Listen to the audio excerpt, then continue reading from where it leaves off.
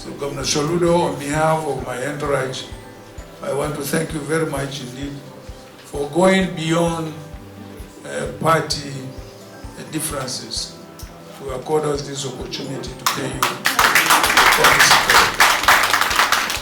You didn't shut your gates against us. You welcome us very, very warmly and brotherly as well. So let me thank you very much indeed.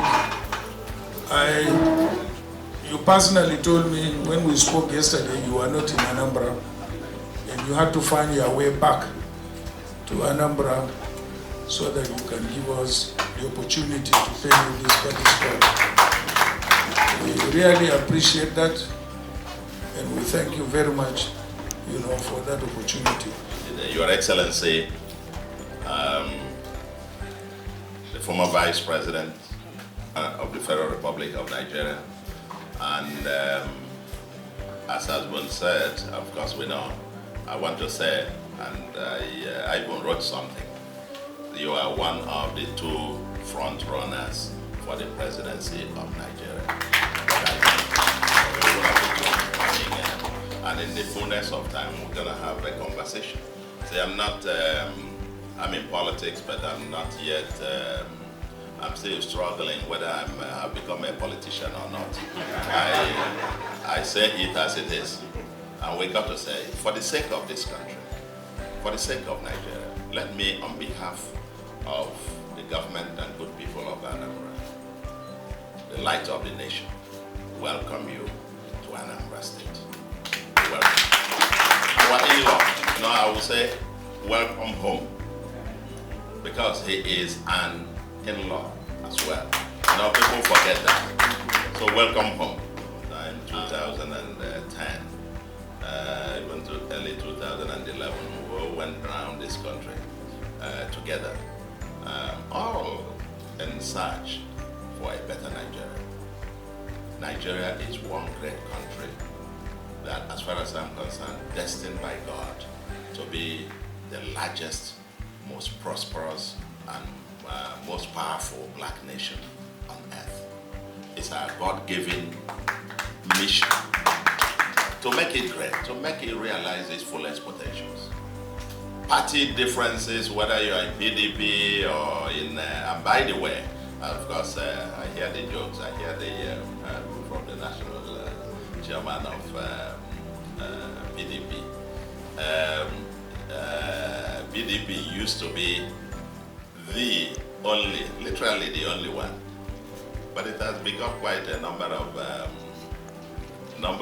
branches, and some are now competing to take, like Apuga now being the third largest political party in Nigeria. Sometimes I think the prayer of the parents is that their children will become bigger and better than them. Anyway, we'll talk about that. Welcome to Anambra. And any individual, it's bigger than any political party. There is one mission, and that is for us to realize our God-given potentials. And I said the business of making Nigeria, building this new Nigeria, it's far beyond anybody, even far beyond the politicians. It's too serious a business to be left to politicians alone. And for me, in this business, Anambra State, Igbo land, and the entire Nigeria should be open space for everybody to play. Should be open space for everybody to play. There's no, you come and you give us your value proposition. How are you going to fix Nigeria? How are you going to fix Southeast? Now, Anambra has got its own unique challenges. We are the erosion capital of the world, for example. What is in it for us? Now that I'm wearing, in my other life, I take it in that layer. In the other life, as governor of Central Bank, chief economic advisor, head of national planning, the only thing I was looking at was just the national aggregate numbers and how the macro and the banking and so on, how they were doing nationally. Now, as governor of a state, our chairman is here. Governors Forum. So when we now meet there, everybody is saying, give me my own, give me my own, give me my own, give me my own. So now as governor of a state, when you now call me, there's Abuja, and I say, which one are you bringing to me, so to speak. And I want to believe that in the fullness of time. I'm very glad that you are here to canvass for votes. Speak to the people, present your value proposition to them. And I want to believe that our people will listen carefully. Part of what we're asked for is to have a level playing field for everybody to be able to canvass. But beyond that, you don't necessarily, even if you are not number one, we want to be in the sitting room, in the bedroom, and so on and so forth. We want to be in the bedroom where this conversation is had, because ultimately, politics is about what? Development. And we want this place to feel part of that development. That since the Civil War ended, there was one promise that was made, one R that we're yet to come to, and which is reconstruction.